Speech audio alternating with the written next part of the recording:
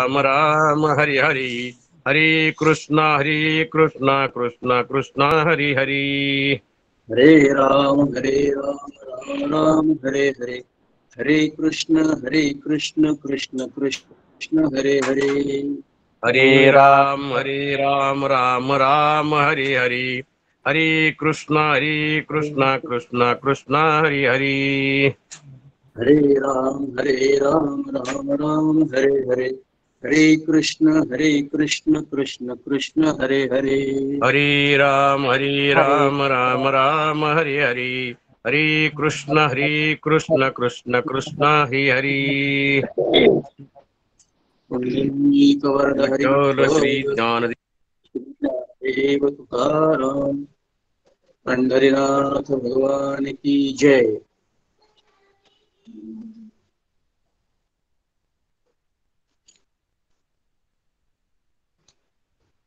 कुंभ अवघा एक आवा,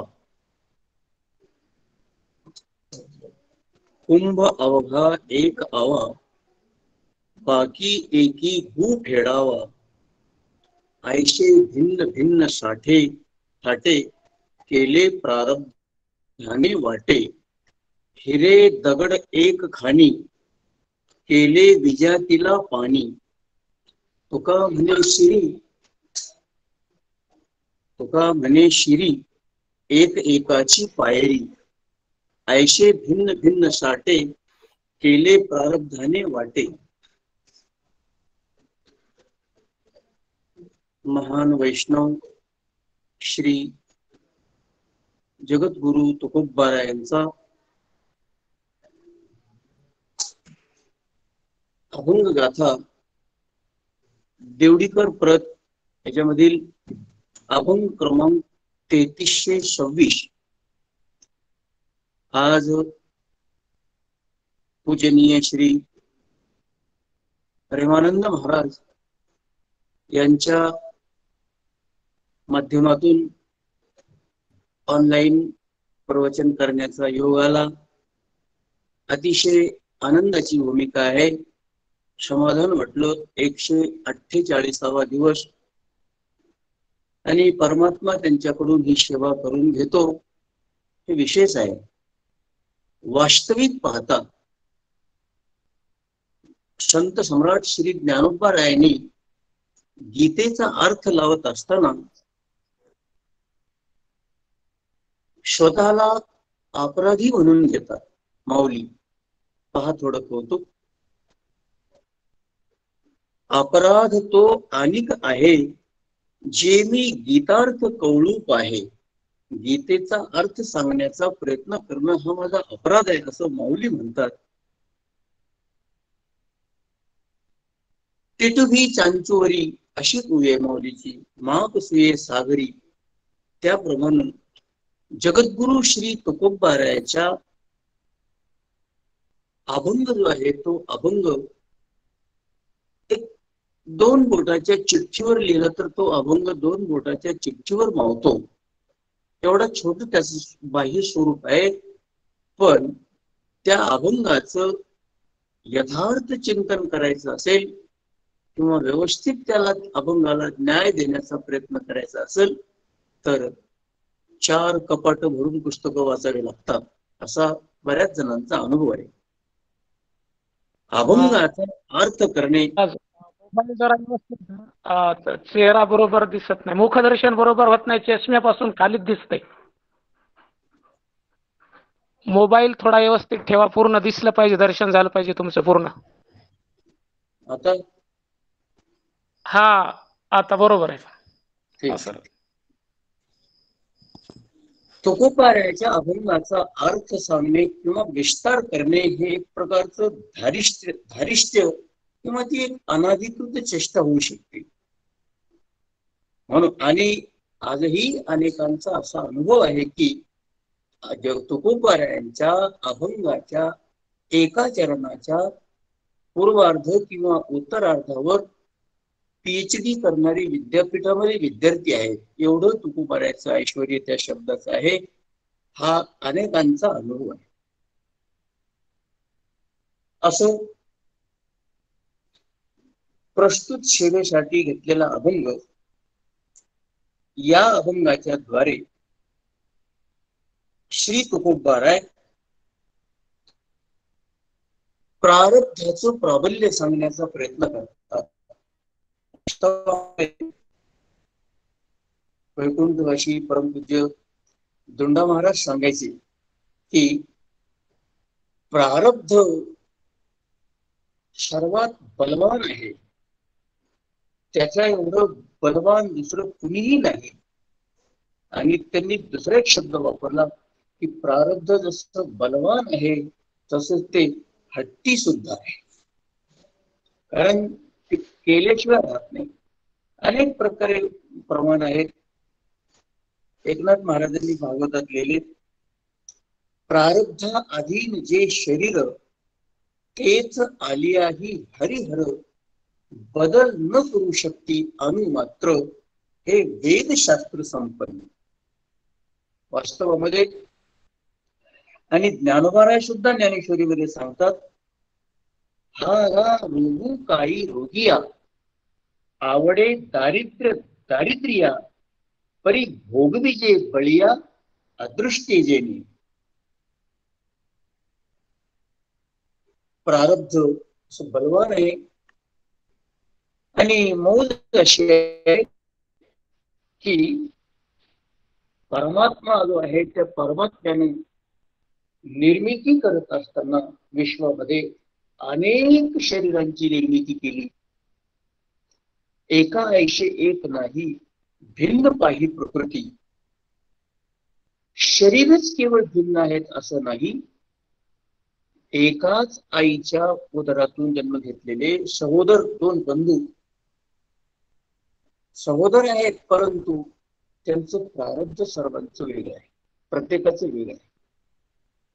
आणि जगाचा असा नियम आहे की जर सर्वांचाच अनुभव आहे, संसारातल्या जेवढ्या एवढ्या वस्तू आहेत त्या संसारातल्या त्या सगळ्या वस्तू एकाच दुकानावर मिळतात. संसारातल्या सगळ्या वस्तू एकाच दुकानावर मिळतात आणि त्या दुकानाचं नाव आहे प्रारब्ध.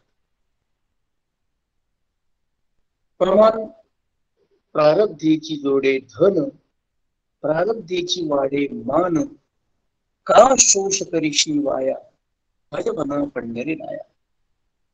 आणि म्हणून आणि कौतुक असं आहे की सामान्यपणे धारणा अशी आहे की प्रारब्ध म्हटल्यानंतर प्रारब्धाची एकच बाजू आपल्या डोळ्यासमोर येते, प्रतिकूल. वास्तवामध्ये प्रारब्धाचे दोन प्रकार आहेत, एक प्रतिकूल प्रारब्ध आणि एक अनुकूल प्रारब्ध. परंतु प्रारब्धाचे भोग असे ज्यावेळेस आपण म्हणतो ना, त्यावेळेस आपल्याला फक्त प्रतिकूल प्रारब्धच आपल्या डोळ्यासमोर येत असत. इथं तुकोबाराय बोलतात की एकच आव्यामध्ये तयार झालेली दोन घट आहेत, पण एका घटाचं प्रारब्ध असं आहे की तो घट स्वयंपाकासाठी गेला आणि एका घटाचं प्रारब्ध असं आहे की तो घट एही गू फेडावा. त्याचं प्रारब्ध वेगळं, एकाचं प्रारब्ध अनुकूल आहे आणि एकाचं प्रारब्ध प्रतिकूल आहे. पण एक कौतुक असं आहे की आपल्याला प्रतिकूल प्रारब्ध तेवढं दिसत असत, अनुकूल दिसत नाही. एखाद्याला समजा नुकसान झालं तर काय करावं, प्रारब्धानं नुकसान झालं असं आपण म्हणतो. परंतु एखाद्याला समजा लॉटरी लागली तर लॉटरी लागल्यानंतर काय करावं, काय आपलं नशीब बघा ना, काय आमचं प्रारब्ध, आम्हाला लॉटरीच लागली बघा असं कोणी म्हणत नाही. म्हणून आणि लॉटरी लागणे हे अनुकूल प्रारब्ध आणि नुकसान होणे हे प्रतिकूल प्रारब्ध. अनुकूल आणि प्रतिकूल. तस तुकोबाराय बोलतात,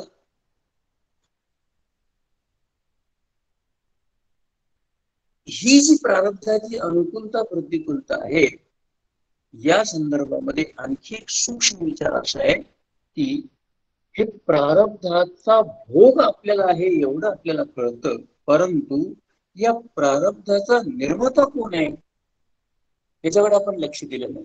तर त्याचं एक साधारणपणे चिंतन असं आहे की या प्रारब्धाचा निर्माता कोण आहे, तर आपलं प्रारब्ध आपणच निर्माण केलं. खूप प्रमाणे सांगता येते, आप आपल्या घात कर शत्रू झालो मी दावेदार, तू तो कृपेचा सागर. तुकोबाराय म्हणतात की माझ्या प्रारब्धाचा निर्माता मीच आहे. उदाहरणच द्यायचं ठरलं तर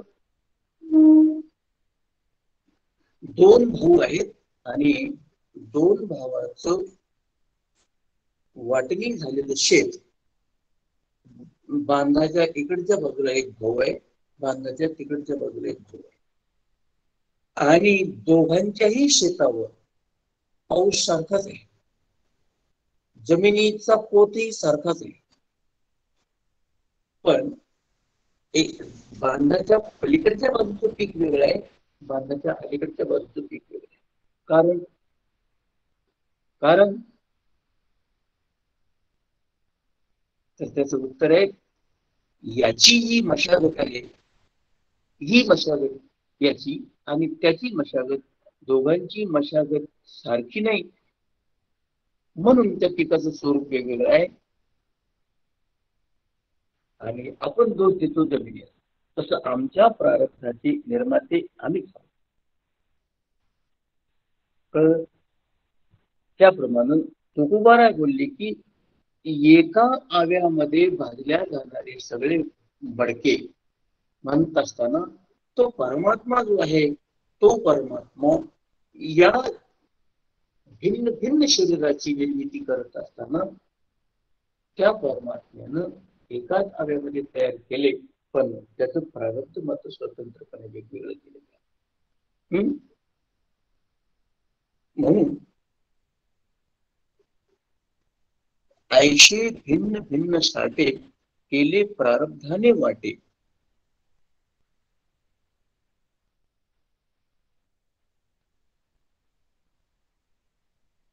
मोटार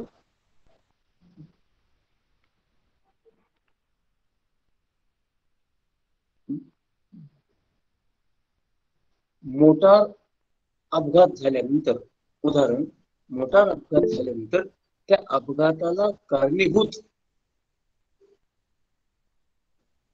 ती मोटारही कारणीभूत आहे आणि त्या मोटारीचा चालकही कारणीभूत आहे. कारण अपघात हा चालक आणि मोटार त्या दोघांकडून झाला, परंतु शिक्षा ज्यावेळेस होते ती शिक्षा मोटारीला होत नाही, चालकाला होत असते. वास्तविक आणि सांगण्याकरता असं असतं की या अमुक अमुक मोटारीनं अपघात झाला, कळलं, अमुक अमुक मोटारीनं अपघात झाला, परंतु शिक्षा ही मोटारीला होत नाही.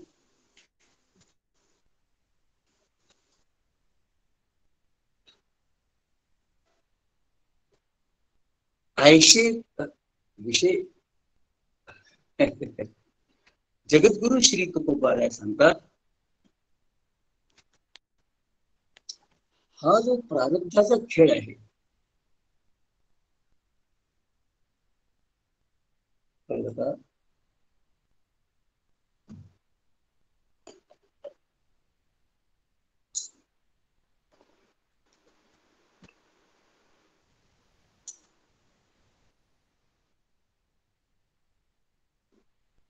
रामायणामध्ये शूर्पणखा आणि त्रिजटा दोन पात्र आहेत, शूर्पणखा आणि त्रिजटा, पण ते दोन्हीही राक्षस कुळामधले आहेत. परंतु त्याचं वर्णन करत असताना गोस्वामी तुलसीदासजी महाराजांनी असं वर्णन केले की शूर्पणखा रावणकै बहिणी, शूर्पणखा ही रावणाची बहीण आहे, आणि त्रिजटा, त्रिजटेचं वर्णन करत असताना त्रिजटा नाम राक्षसी एका, राम चरण गती निपुण विवेका त्रिजटा नावाची एक राक्षसी आहे. भगवान श्रीरामचंद्राच्या चरणाच्या ठिकाणी तिचं प्रेम आहे आणि विवेक संपन्न आहे. वास्तवामध्ये तर दोन्ही राक्षस कुळातलेच आहेत. पण तिचं प्रारब्ध वेगळं आहे, तिचं प्रारब्ध वेगळं. म्हणून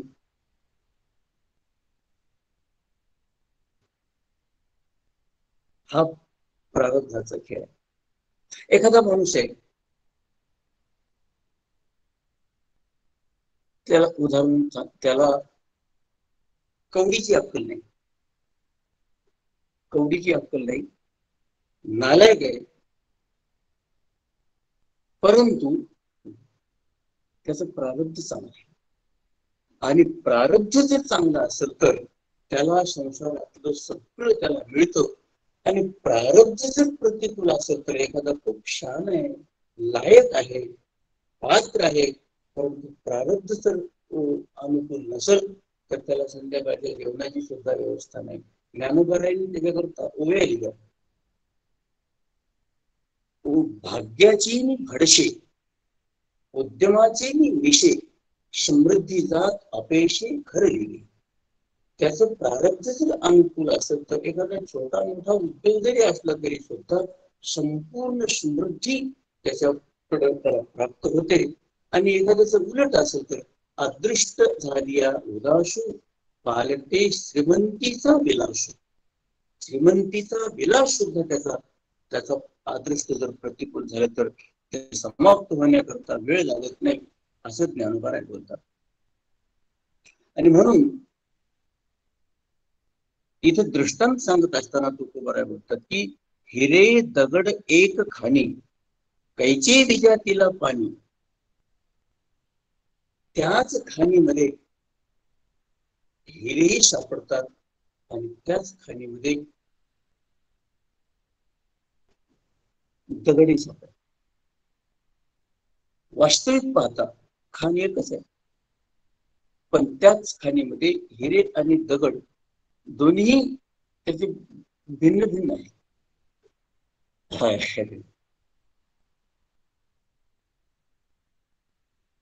याला कारण काय? कारण का तर प्रारब्ध.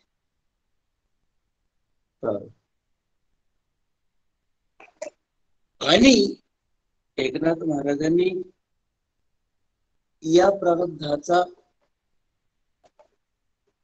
एक असं प्रमाण दिले हरिपाठामध्ये की एका जनार्दनी भोग प्रारब्धाचा हरिकृपे त्याचा नाश झाला. इथे शंका अशी आहे की हॅलो, शंका अशी आहे प्रारब्धाचा नाश झाला काय म्हणते, प्रारब्धाचा नाश झाला म्हणत असताना आम्ही असा अर्थ लावला की केवळ प्रतिकूल प्रारब्धाचाच ईश्वर कृपेने नाश झाला.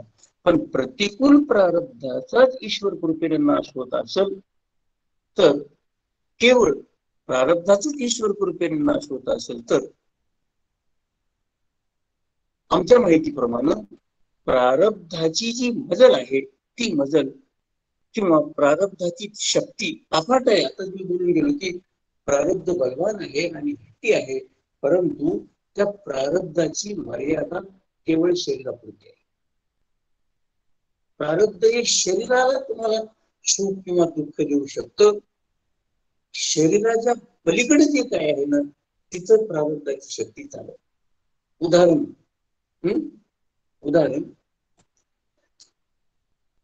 नरदेह विधान लागले हाती. नाटक बोलतो बरोबर. नरदेह निधान लागले हाती, देवची होईन म्हणती ते देव होती. देवची होईन म्हणती ते देव होती हे परमार्थ. आणि संसारामध्ये असं म्हणता येणार नाही आपल्याला की कोट्याधीश होईन म्हणती ते कोट्याधीश होती. कोट्याधीश होईन म्हणती ते कोट्याधीश होती असं जर असेल तर कोण न म्हणती. कोण न म्हणते? आम्हाला कोट्याधीश व्हायचंय असं म्हणून कोट्याधीश होता येत नाही, पण आम्हाला देव व्हायचंय असं जर म्हटलं तर देव होता येत.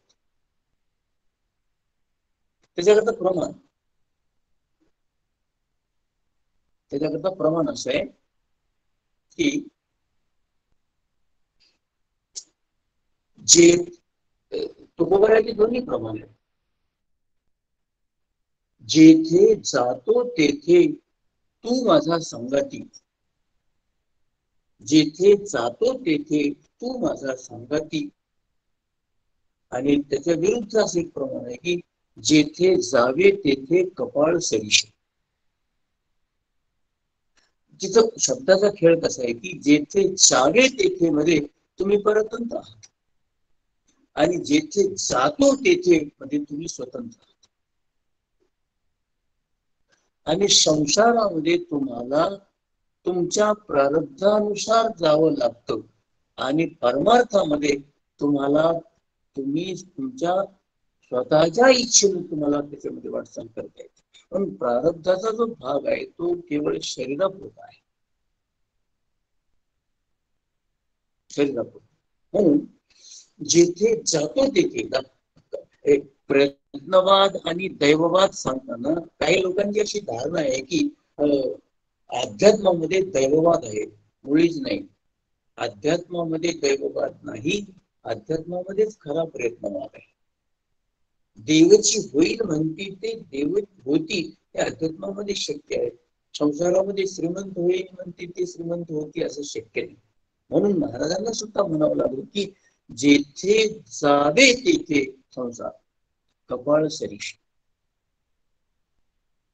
आणि जेथे जातो तेथे म्हणताना मी स्वतंत्रपणे जिथे जातो तेथे. वास्तविक कर्माचा सिद्धांत असाच आहे. भोगतो न घडे संचिता वाचून असं जे म्हटलं जातं त्याच्यामध्ये फक्त आपण एवढंच पाहतो की प्रतिकूल भोग आमच्या वाट्याला जे आहेत ना ते केवळ संचितामुळे आले. तसं नाही. अनुकूल भोग सुद्धा संचितानच आहेत, प्रारब्धानच आहेत. प्रतिकूल भोग सुद्धा प्रारब्धानच आहेत. काही कोरड्या भाकरी काही भोज्य नानापरी तुकोबारा बोलतात. काही कोरड्या भाकरी काही भोज्य नानापरी.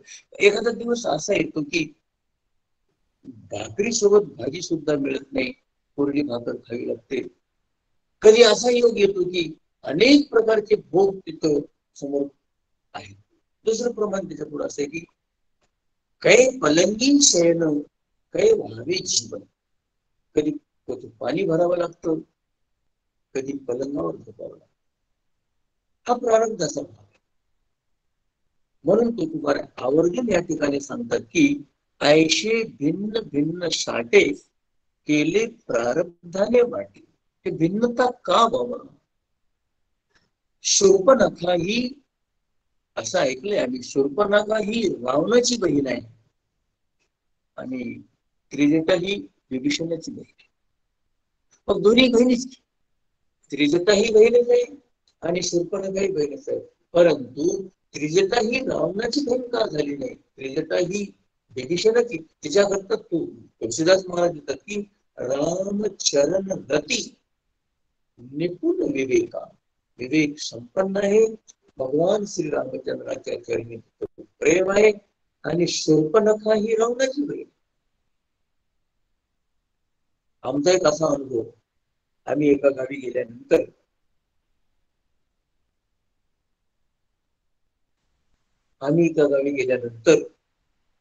शेजारी राहणारे दोन भाऊ, त्याच्यातला एक भाऊ पूर्ण वेळ दत्त दत्त दत्त दत्त दत्त दत्त दत्त असं त्याचं नामस्मरण चालू आहे. आणि दुसरा भाऊ जो आहे ना तो व्यसनी आहे. दोन भाऊ आहेत.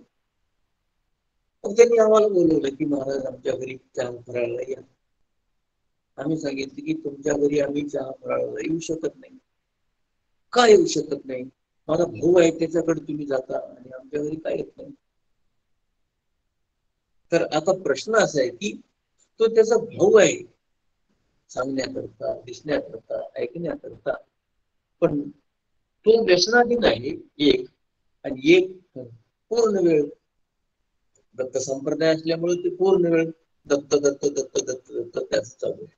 मग आता तात्विक स्वरूपामध्ये सहोदर आहेत, एकाच आईच्या पोटातून दोघांचा जन्म झालाय, पण स्वरूपात ते भाऊ नाहीत, वस्तुतः भाऊ नाही. आम्ही भजनामध्ये टाळकरी आहेत, सगळे टाळकरी कीर्तनकार महाराज, आणि यांची नाव वेगवेगळी आहे. एकाचं नाव दुसरं आहे, एकाचं नाव दुसरं आहे, एकाचं नाव दुसरं आहे. त्याच्यात कोणी एखादा कदम असेल, कोणी पाटील असेल, कोणी जाधव असेल, कोणी गोखले असेल, कोणी कुलकर्णी असेल, कोणी देशपांडे असेल. हे नाव सगळ्यांची भिन्न नाही. हे रक्ताच्या नात्यानं सगळे एकमेकाची भाऊ नाही, परंतु तात्विक स्वरूपामध्ये परमार्थाच्या नजरेनं परमार्थात आल्यानंतर ते सगळे भाऊ आहेत, ते सगळे भाऊ आहेत. परंतु भाऊ जरी असले तरी सुद्धा त्यांचं प्रत्येकाचं प्रारब्ध वेगळं आहे. आणि प्रारब्धाचा जो भोग असतो तो भोग तुम्ही रडत रडत जरी सहन केलं तरी ते भोगावंच लागणार आहे, आणि हसत हसत भोगलं तरी ते प्रारब्ध भोगूनच संपवं लागणार. म्हणून तुकोकार आहे, त्याचा खेद न करण्याकरता, खेद करू नये या हेतून असं सांगण्याचा प्रयत्न आहे तुकोबाराचा, की हे सगळं काय आहे बाबा, तर हे प्रारब्धाचा खेळ, प्रारब्धाचा खेळ. वास्तविक पाहता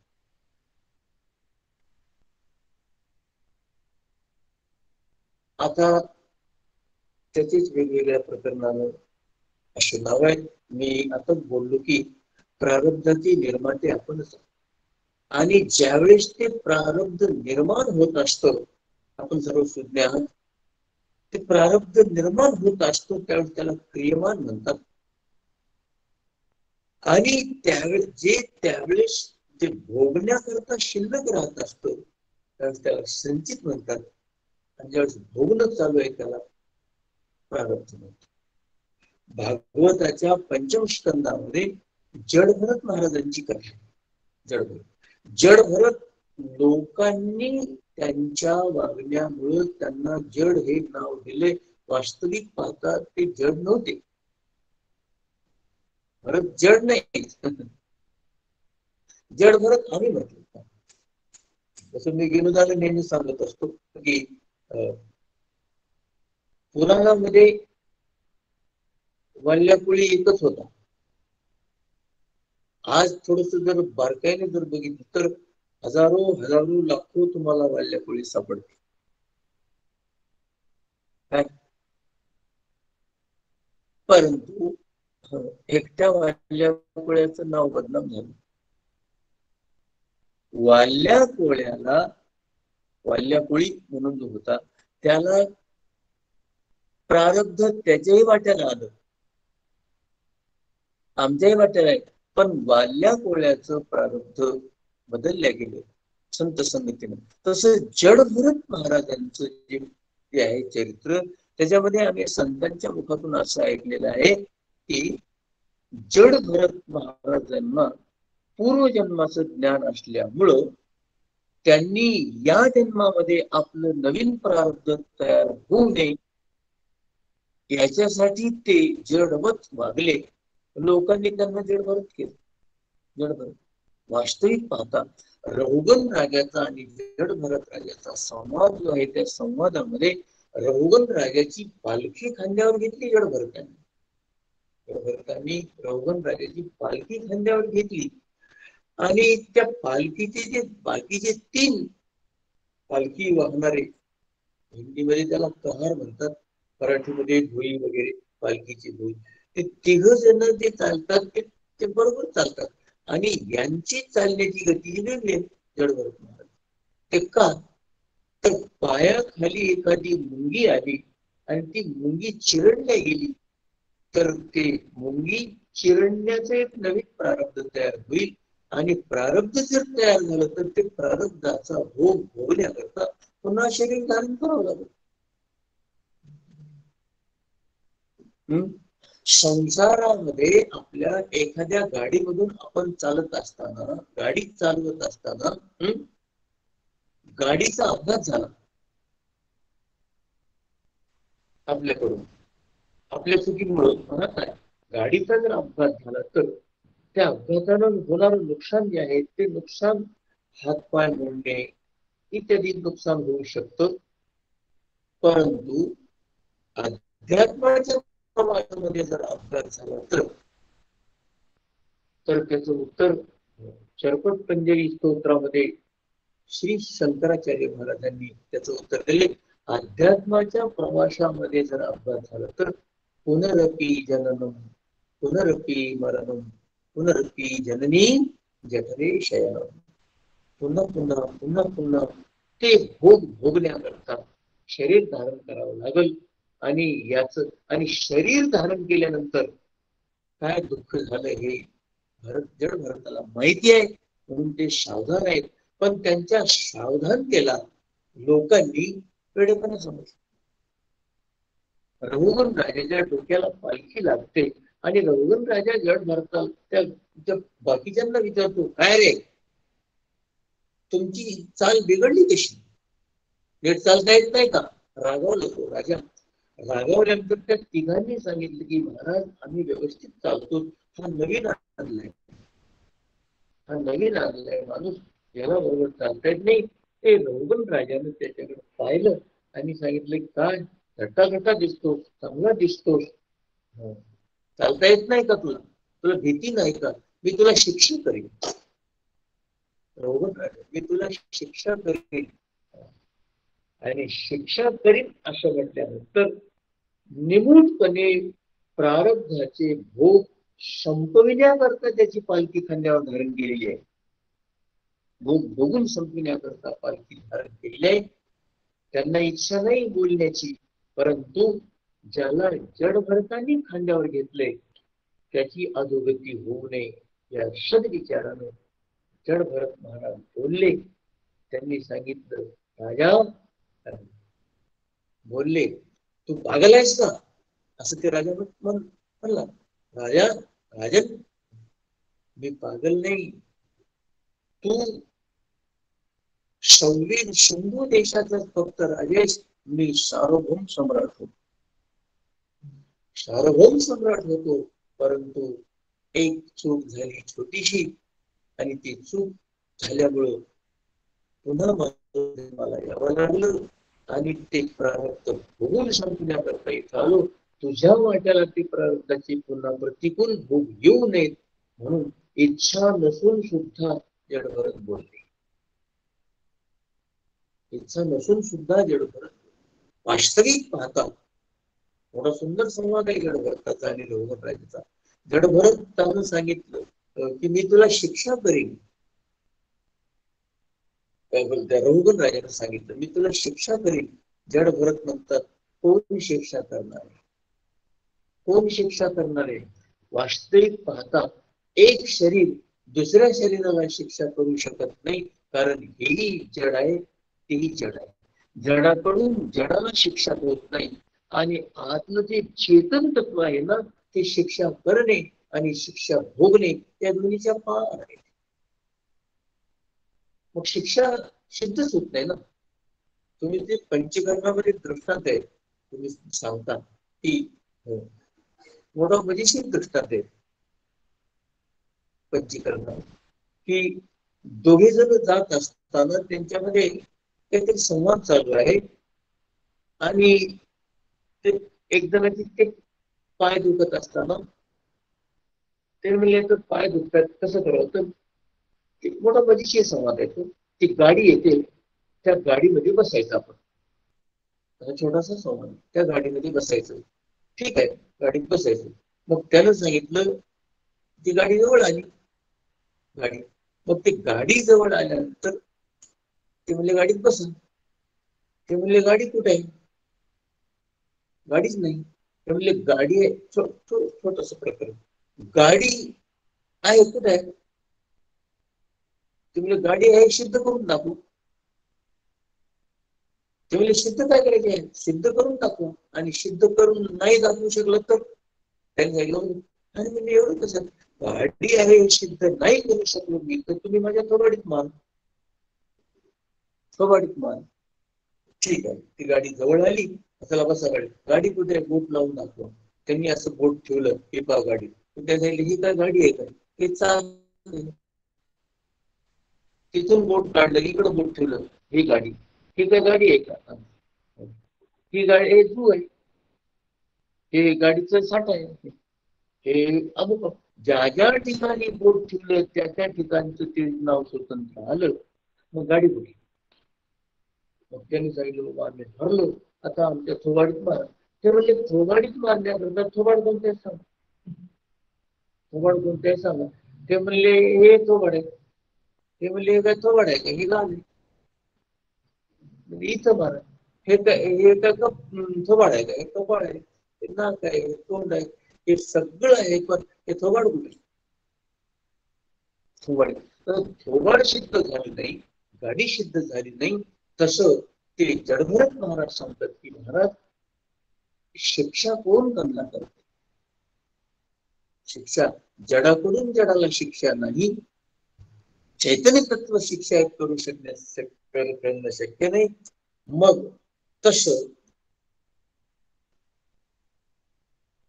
रौगन संवाद, जडभरत रौगन संवादामध्ये शेवटी त्या रौगन राजाला असं कळलं की अरे याला तुम्ही पागल समजत होतो, पण हा पागल नाही, हा कुणीतरी परमहंस आहे. त्यांनी खाली उतरले, नमस्कार केला. महाराज आपण कोण आहात? आपण मला तत्वज्ञानाचा उपदेश करा. त्यांनी सांगितलं ठीक आहे.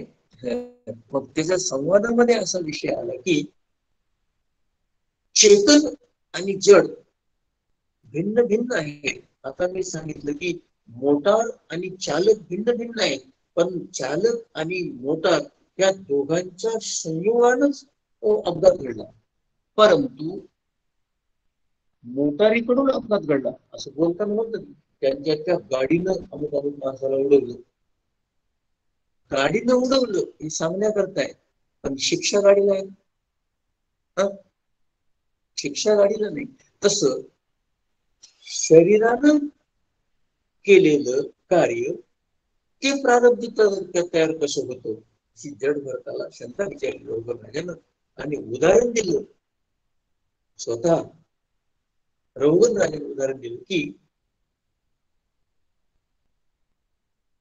शरीरानं केलेलं कार्य आत्मस्वरूपाला कसं भोगवलं त्याचा काही संबंध नाही. त्यावेळेस त्यांनी उदाहरण दिलं की त्याचा याचा भिन्न धर्म आहे, परंतु रौगन राजा म्हणतो की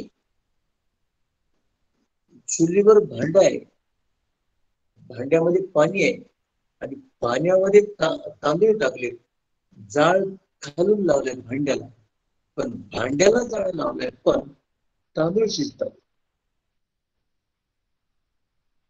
जाळ तांदूळाला नाही, तांदूळ शिजतात. प्रत्यक्ष तांदळाचा आणि त्या अग्नीचा संयोग नाही, संबंध नाही. परंतु मग तसं शरीराने केलेलं प्रारब्ध कार्य ते प्रारब्धात रूपांतरित कसं होतं ते कसं राहतं. रौगनाचा संवाद आहे. तर त्यावेळेस जड भरताचं उत्तर असं आहे की प्रत्यक्ष अग्नीचा आणि त्या तांदळाचा संबंध जरी नसला तरी ते शिजते, परंतु त्या तांदळामध्ये काही तांदूळ असे असतात की ते शिजत नाहीत. तस प्रारब्ध शरीरास बरोबर समाप्त होत नसतं, प्रारब्ध भोग देण्याकरता उडत असत. आणि माऊलीची उडी अशी आहे की आगा कर्मी जे उरावे ते तिही सुखदुःखी फळावे आणि तया ते भोगावया यावे देहा एका. शरीरानं केलेलं कर्म त्या कर्मानं उलट असतं आणि कर्मानं ते कार्य भोग उरल्यानंतर ते भोगण्याकरता पुन्हा शरीर धारण करावं. माता कनकेश्वरीची माता त्यांनी उदाहरण सांगितलं की मंडपामध्ये कथा चालू आहे. माताजीचं उदाहरण आहे, कथा चालू आहे आणि कथा संपली, कथेची आरती झाली, सगळे लोक आपापल्या घरी निघून गेले. आणि सगळे गेल्यानंतर रात्र झाल्यानंतर एक माणूस पुन्हा परत त्या मंडपामध्ये आला. छोटस उदाहरण सांगितलं. परत त्या मंडपामध्ये आला. त्याला विचारलं, तू घरी गेला परत मंडपात का आलास? तर त्याने सांगितलं की हे माझी चप्पल विसरली होती, चप्पल राहिली होती. पण ज्याची चप्पल तिथं राहिली त्याला घरी जाऊन पुन्हा त्या कथा मंडपाच्या ठिकाणी यावं लागलं चप्पलसाठी. तसं एखाद्याचं कर्म शिल्लक राहिलं असेल तर शरीर समाप्त झाल्यानंतर सुद्धा त्या कर्माचा भोग भोगण्याकरता त्याला पुन्हा शरीराला यावं लागतं. त्याला पुन्हा शरीराला यावं लागतं. कर्मी जे उरावे ते ती सुखदुःखी फळावे. तिथं असं नाही लिहिलं महाराजांनी की मौलींनी की कर्मी जे उरावे ते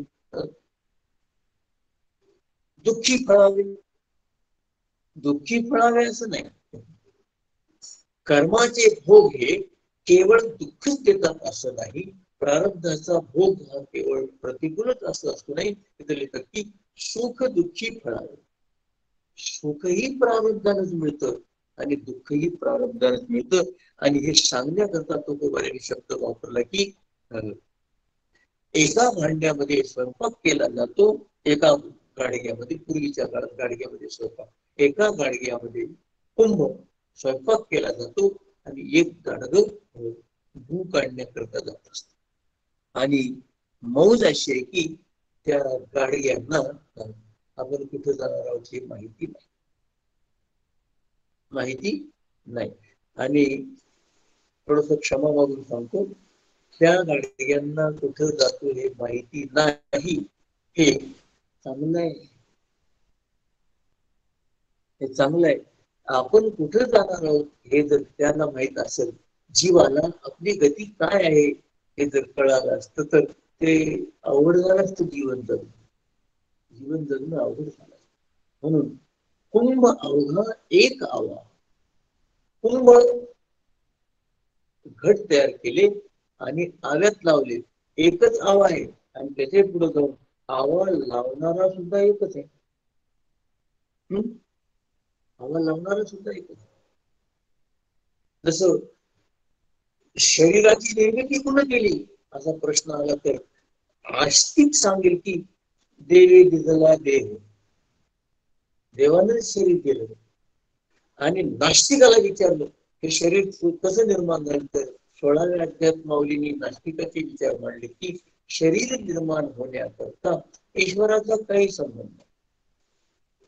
दोन शरीर एकत्रित आले, त्या शरीराच्या ठिकाणी काम निर्माण झाला आणि त्या कामामुळे दोन शरीर एकत्रित आले आणि त्या ठिकाणी तिसऱ्या शरीराचा जन्म झाला. ईश्वराचा काही संबंध नाही. हे नास्तिक मत. ओवी सांगतो तुम्हाला.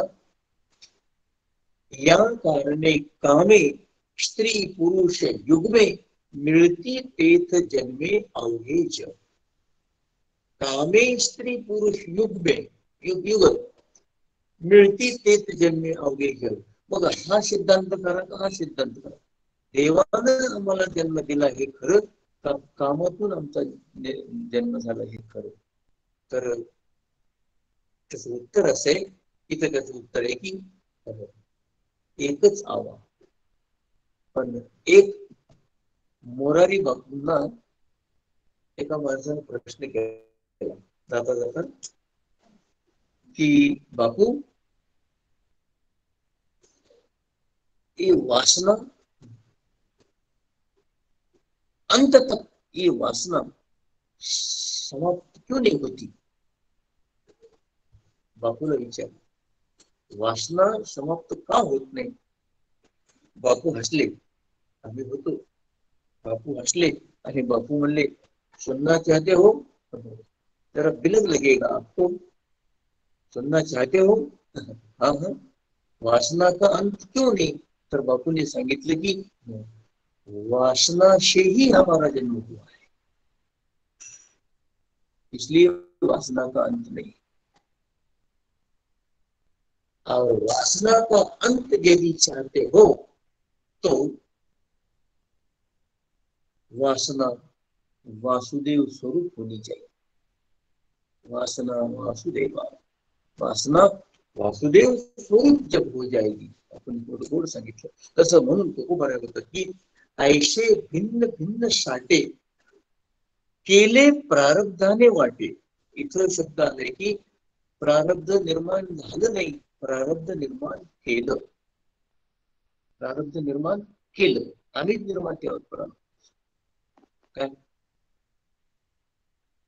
आता मी थोड्या वेळापूर्वी बोललो की त्याच्या शेतामध्ये पीक चांगलं का आणि माझ्या शेतात पीक चांगलं नाही का?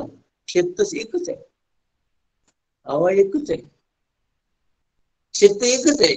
मग त्याला जबाबदार कोण? तर आपली त्या शेतामध्ये केलेली मशागत त्याला जबाबदार आहे. आणि आम्ही वेडेपणाने जमिनीचा दोष किंवा वाटण्या करताना पक्षपात झाला असेल असं काहीतरी बोलतो. वास्तविक पाहता प्रारब्धाचे निर्माते आपणच.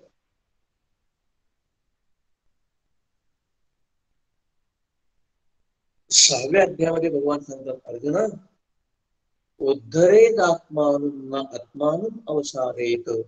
आत्मैव हे आत्मनो बंधू आत्मैव रिपुरात्मन. वास्तविक पाहता माझा शत्रू मीच आहे आणि माझा मित्र देखील मीच आहे. शत्रू आणि मित्र. पण गंमत अशी आहे की आम्ही कोणाला तरी शत्रू समजतो, कोणाला तरी मित्र समजतो. ऐशे भिन्न भिन्न साठे केले प्रारब्धाने वाटे. हा दुसरा चरण जो आहे ना, हा सिद्धांताचा चरण आहे. आणि पहिला, तिसरा, चौथा हे 3 चरण दृष्टांताचे. दृष्टांत पहिल्या चरणातला दृष्टांत आहे कुंभ आवा गाढव. तिसऱ्या चरणातला दृष्टांत आहे हिरे दगड खान. आवा कुंभ आणि तो कुंभार.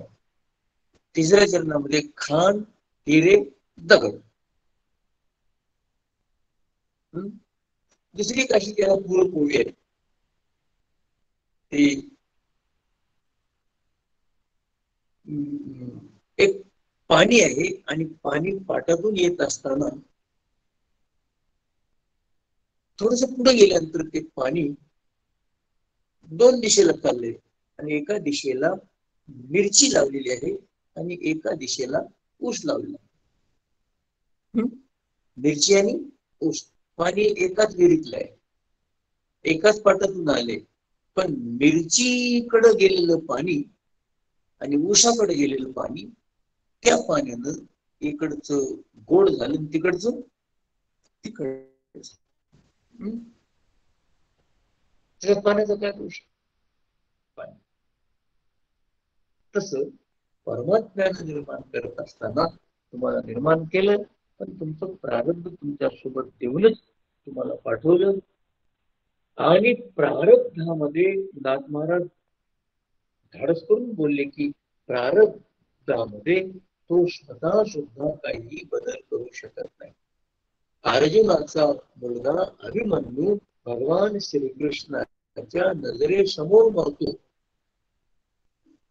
आणि त्याच्या मृत्यूचा बदला घेण्याकरता भगवान श्रीकृष्ण सूर्यनारायणाला झापतो, परंतु त्याचा मृत्यू होत नाही.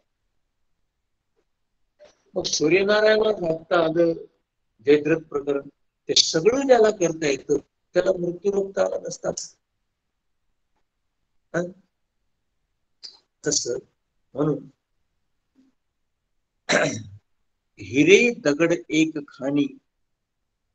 आणि मौज अशी आहे की हिरा आणि दगड हे त्याचं महत्व कळल्यानंतर हिरा दगड आहे. महत्व कळण्याच्या पूर्वी हिऱ्याचा एक तोच दर्जा आणि दगडाचा एक तोच दर्जा. हिरा दगड दोन्हीचा दर्जा एकच. तस खाण एकच आहे, त्याच खाणीमध्ये हिरे दगड. कैची विजा दिला पाणी आणि तुका म्हणे शिरी एक एकाची पायरी. आता दोन दगड आहेत आणि त्याच दगडाचा एक दगड शिखरापर्यंत जातो आणि एक दगड पायरीला. पायरी आणि शिखर दोन भिन्न टोक आहेत, परंतु एकावर पाय दिला जातो आणि एकाला नमस्कार केले जातो. त्याचं कारण काय? त्याचं कारण त्या दगडाचं सुद्धा प्रारब्ध. काही माणसं म्हणतील की बघा तर दगडाला प्रारब्ध असतं का? हो, दगडाला प्रारब्ध असतं. दगडाला प्रारब्ध असतं म्हणण्याचा उद्देश दृष्टांत आहे हा, आणि दृष्टांत हा सर्व बाजूने परिपूर्ण असतो. हे भाग दृष्टांत हा दृष्टांतापुरता असतो. यातून एकच सांगायचे तुकोबारायांना की हा सगळा प्रारब्धाचा खेळ आहे, आणि म्हणून प्रारब्ध हरिकृपे त्याचा नाश झाला म्हणत असताना केवळ प्रतिकूल प्रारब्धाचा नाश होणं हे हरिकृपेची व्याख्या नाही. आणि हरिकृपेची व्याख्या प्रतिकूल प्रारब्धाचा नाश होण्यापुरती जर असेल तर हरिकृपेची अवमूल्यन झालं. अवमूल्यन झालं. पण हरिकृपेनं प्रारब्धाचा नाश होतो. त्याचा अर्थ असे की प्रारब्धाकडे पाहण्याची आमची जी दृष्टी आहे ती दृष्टी समाप्त होत असते. प्रारब्धातला प्रसंग टळत नाही, परंतु त्याच्याकडे बघण्याच आहे त्याचं. परंतु कुंभावगा एक आवा बाकी एकी भू फेडावा, ऐशे भिन्न भिन्न साठे केले प्रारब्धाने वाटे, हिरे दगड एक खाणी ऐची विजातीला पाणी, तुका म्हणे शिरी एक एकाची पाय. म्हणून काल पूज्य श्री प्रेमानंद महाराजांनी काल प्रवचन केलं. मी असं आहे की त्यांचं प्रवचनाचा विषय होता तेची ओळखावे पापी निरेवाशी शिगर पोटी. आणि मग ते सगळं कळल्यानंतर आपण आपली भूमिका काय, तर त्यांच्यापासून आपण दूर राहू. हे ऐकलं, आनंद वाटला. तसं प्रारब्धाचा खेळ आहे हे सगळा, म्हणून प्रारब्धाचा आहे म्हणून निराश होऊन प्रारब्धामुळं निराश होऊन जगायचं नाही, तर त्या प्रारब्धाच्या दोन्हीही बाजू समजावून घ्यायच्या आणि दोन्ही बाजू समजावून घेऊन आपण त्यानुसार आपल्या जीवनाची वाटचाल करण्याचा प्रयत्न करावा. तुकोबाराय प्रारब्धाचं प्राबल्य सांगत असताना तुम्ही केवळ प्रारब्धवादी होऊन भीरूपणानं जीवन जगा असा त्यांचा उद्देश नाही, तर त्या ह्या गोष्टीच्या मागं कारण कोण आहे हे शोधा आणि हसत राहा. त्याच्याकडे बघून हे सांगण्याकरता तो करायचा प्रयत्न आहे. कुंभ अवघा एक आवा. आणि उपसंहार करत असताना तुका म्हणे शिरी एक एकाची पायरी, अशा प्रकारे या अभंगावर थोडस चिंतन करण्याचा प्रयत्न केला. समाधान म्हटलं. महाराजांनी आमचे प्राध्यापक आनंदराव जाधव सरांनी सांगितलं की याच्यामध्ये तुम्ही तुमच्या परीनं थोडस शेवायचं योगदान द्या. महाराजांच्या आज्ञेनुसार बोलण्याचा प्रयत्न केला आणि खूप महाराजांच्या या उपक्रमाला आम्ही वंदन करतो. धन्यवाद शब्द नाही वापरला, आम्ही वंदन करतो.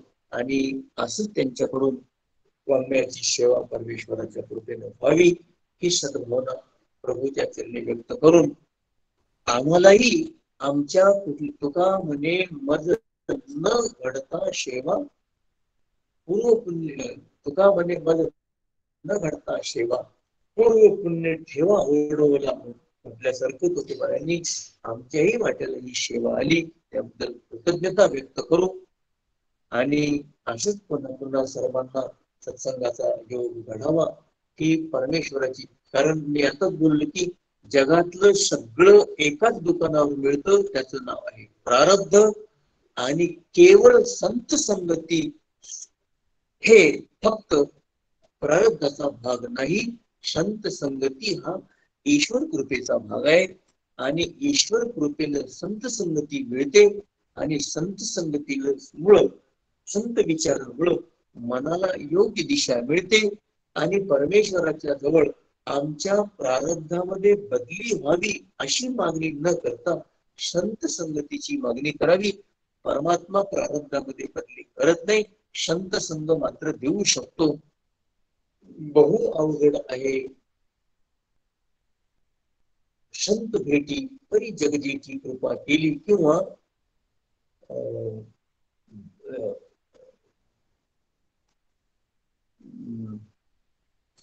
अखंड दया तुझी प्रीती मजदे दयाची संगती मग मी कमळापती तुझवानाने कंटाळा किंवा देव वशी चित्ती त्याची घडावी संगती अशाची ऐशियाचा संग देई नारायणातून अशा सत्पुरुषांची संगती घडावी. आनंद वाटला त्यांच्या या कार्याला. आमचं सुद्धा त्या ठिकाणी खूप सुंदर अनुमोदन आहे. सेवा प्रभू चरणी सद्गुरूच्या चरणी साधू संत महात्म्यांच्या चरणी सेवा समर्पित करून याच ठिकाणी थांबतो. आणि असंच आम्हालाही घडावं की सर्वांच्या चरणी सर्व साधकांच्या चरणी प्रार्थना करून या सेवेला या ठिकाणी विराम. कुंडली गोवर्धन हरी विठ्ठल श्री ज्ञानदेव तुकाराम पंढरीनाथ भगवान की जय. जगद्गुरु तुकाराम महाराज की जय. सब संतन की जय.